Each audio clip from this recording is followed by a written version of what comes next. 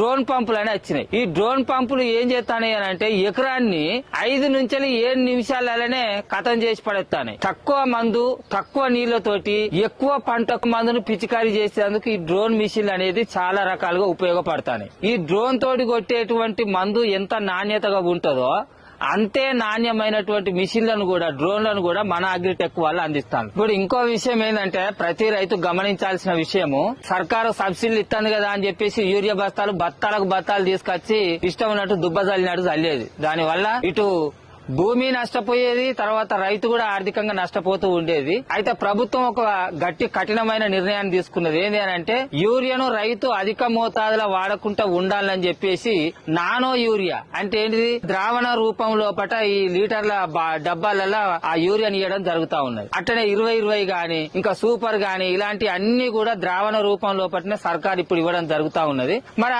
ఇదివరకు అంటే యూరియా అంటున్నాం మనం చెట్ల మొదట చల్లుకుంటూ పోయేది. ఈ ద్రావణాల్లో ఉండేటువంటి నానో యూరియా గాని 20 గాని ద్రావణ పద్ధతిలో ఉండేటువంటి ఏ మందునైనా కూడా పిచికారీ చేయాలంటే దానికి ఒకటే ఒక్క మార్గం, ఈ డ్రోన్ తోటి పిచికారీ చేసుకుంది.